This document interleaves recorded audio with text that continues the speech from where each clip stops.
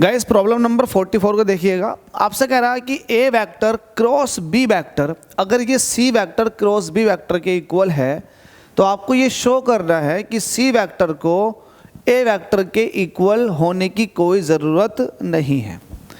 आप कहेंगे कि यार अगर मैं बी वेक्टर, तो देखो दोनों जगह सेम है क्योंकि इधर भी बी है और इधर भी बी है, तो अगर मैं ए को सी के बराबर रख दूंगा तब भी ए क्रॉस बी बराबर हो जाएगा सी क्रॉस बी के। उस केस में ए और सी जो है इक्वल है, लेकिन ये कह रहा है कि आप ये दोनों को इक्वल दिखाओ और इसमें ये भी बताओ कि ए को सी वेक्टर के इक्वल होने की ज़रूरत नहीं है, तो तब ये कैसे इक्वल हो सकता है। तो आप देखेंगे, आप लिखेंगे सॉल्यूशन, आप कहोगे गिवन दैट, आपको क्या दे रखा है कि ए क्रॉस बी वेक्टर ये किसके बराबर है, सी क्रॉस बी के।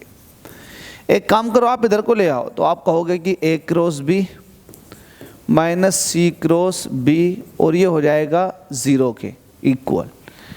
अब इन दोनों में से क्या कॉमन है, बी कॉमन है, तो वो इस तरह से आएगा कॉमन, ए माइनस सी क्रॉस बी वेक्टर, क्योंकि सेकंड वाला पार्ट, दोनों में सेकंड वाला पार्ट जो है वो है बी वेक्टर, तो ये पीछे की तरफ को रह जाएगा क्योंकि ये वेक्टर मल्टीप्लिकेशन है। अब देखो ए minus c vector cross B vector, इन दोनों का प्रोडक्ट 0 के बराबर आया, तो इसका मतलब तो ये हुआ या तो बी वेक्टर 0 है, लेकिन आपको ए को सी के बराबर नहीं रखना, या तो बी वेक्टर 0 है या इन दोनों का मल्टीप्लिकेशन 0 के बराबर है। तो एक बात बताओ मुझे, अगर इन दोनों का मल्टीप्लिकेशन 0 के बराबर बैठ रहा है, इसको आप एक सिंगल वेक्टर मानिएगा, इन दोनों का मल्टीप्लिकेशन 0 के बराबर तभी हो सकता है जब ये दोनों वेक्टर एक दूसरे के पैरेलल हो। आप कहेंगे ऐसे कैसे कह सकते हो, मैं कह रहा हूँ कि P vector cross Q vector को अगर आप ओपन करोगे तो ये हो जाएगा P Q sine theta.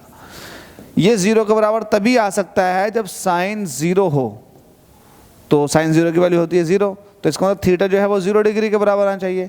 0 degree का मतलब होता है पैरेलल, क्या होता है, पैरेलल।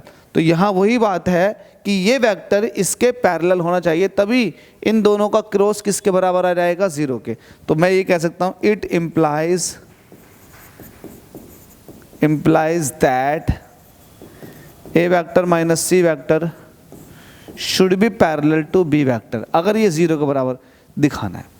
तो इससे क्या पता लगा कि ए वेक्टर माइनस सी वेक्टर ये पैरेलल होना चाहिए बी वेक्टर के, तो इसमें ए को सी के बराबर दिखाने की कोई ज़रूरत नहीं होगी और ये आपस में इक्वल भी होगा।